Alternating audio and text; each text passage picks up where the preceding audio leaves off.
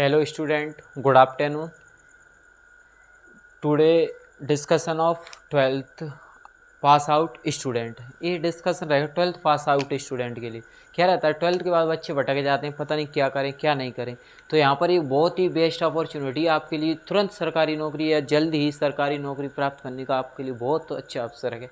यदि जो बच्चे चाहते हैं कि 12th के बाद हमारा ग्रेजुएशन होते होते उससे पहले हमारी सरकारी जॉब मिल जाए, तो उसके लिए सबसे बेस्ट ऑप्शन है। यदि आपकी मुझसे इंग्लिश पढ़ते हो, यदि आपकी पहले से इंग्लिश अच्छी है, तो आपको बहुत से बच्चों को पता नहीं रहता कि 12th के बाद क्या करें। तो आपको 12th के बाद एसएससी में जाने का सबसे अच्छा अवसर है। और एसएससी में यदि आपकी इंग्लिश अच्छी है, तो वो सबसे अच्छा बेस्ट ऑप्शन है स्टेनोग्राफर। यहाँ पर आप क्या कर सकते हो, एसएससी स्टेनोग्राफर की तैयारी कर सकते हो। इसमें क्या रहता है 100 आउट 200 मार्क्स का पेपर रहता है। इसमें 100 मार्क्स की इंग्लिश रहती है कम्प्लीटली 100 की, और 100 मार्क्स की जीएस प्लस रीजनिंग। तो आप ध्यान रखिए, ये आपके लिए बहुत अच्छा अवसर है। इसमें कुछ नहीं रहता है। एसएससी स्टेनोग्राफर से आप डर रहे होंगे, एसएससी स्टेनोग्राफर में आपको स्टेनो आता है यानी मेंस होता है, तो वो बाद में हम मांगते हैं। ऐसा नहीं, कुछ बच्चे ये सोचते हैं सर स्टेनो नहीं है तो कैसे पेपर दें। तो फॉर्म डाल के आप इसके बारे में पढ़ सकते हो, एसएससी के बारे में।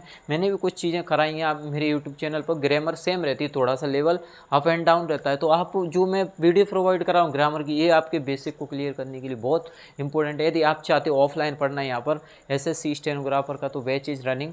हमारा जो बैच है वो रनिंग में चल रहा है। यहाँ पर आप क्या कर सकते हो, आपके लिए इंग्लिश 100 की मार्क्स की क्या कराई जाएगी, कंप्लीट प्रिपरेशन कराई जाएगी। इसके डिस्कशन में देखो, इंग्लिश का डिस्कशन है तो बहुत सी चीज़ें आती हैं इसमें, reading comprehension, cloze test, one word substitution, antonyms synonyms. तो ये देखो, मैं तो ये चाहता हूँ 12th के बाद आप एसएससी करो, एसएससी में तुरंत सरकारी जॉब आप प्राप्त कर सकते हो।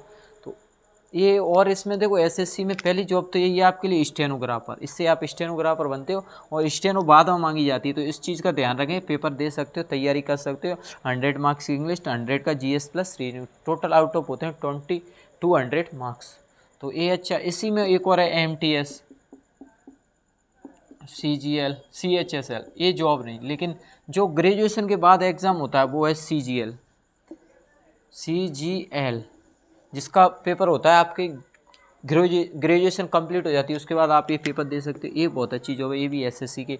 तो इंग्लिश का एसएससी के सभी एग्जाम में वेटेज रहता है। तो आप क्या कर सकते हो 12th के बाद, एसएससी बहुत अच्छी अपॉर्चुनिटी है आपके पास। आप यहाँ से सरकारी जॉब प्राप्त कर सकते हो, बहुत ही जल्दी अपने सपनों को पूरा कर सकते हैं। ये आपके लिए बहुत अच्छा है। जो भी छात्र इस वीडियो को देखें वो ध्यान दें कि आप इंग्लिश मुझसे पढ़ रहे हो, किसी से पढ़ रहे हो, इंग्लिश पर विशेष ध्यान दें, जिससे आपको एसएससी स्टेनोग्राफर में दिक्कत नहीं है। यदि आपने 1 साल प्रिपरेशन अच्छे से की है तो 100 मार्क्स की इंग्लिश रहती है, और ये जीएस और रीजनिंग बिल्कुल सरल, 50 मार्क्स की रीजनिंग, 50 की जीएस।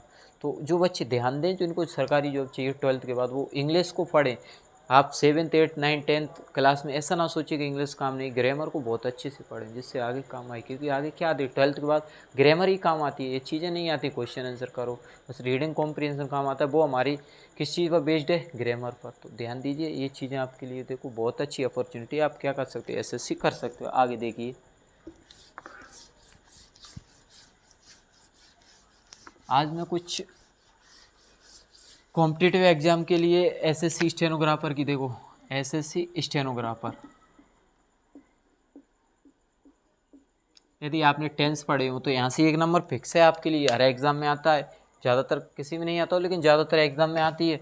एक कंडीशन, इफ़ की कंडीशन देखो, यदि इफ़ के बाद इफ़ प्लस प्रेजेंट इंडेफिनिट, यदि इफ़ के बाद प्रेजेंट इंडेफिनिट टेंस दिया है, तो जो आगे टेंस आएगा वो किस में आएगा, फ्यूचर इंडेफिनिट में।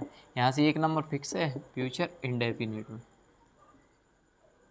आगे देखिए, यदि if plus present perfect, present perfect, तो इधर किस में आएगा, फ्यूचर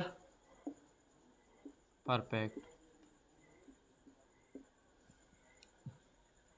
अगला देखिए, इफ के बाद ये plus past indefinite, past indefinite. If के बाद क्या दिया, पास्ट इंडेफिनिट, तो इधर क्या आएगा, would plus B1।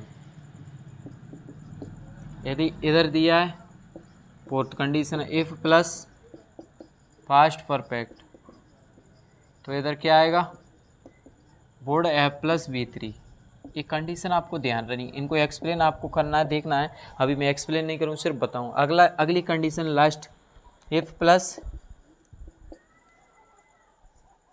Was were, यहाँ पर आती है if I were uh minister.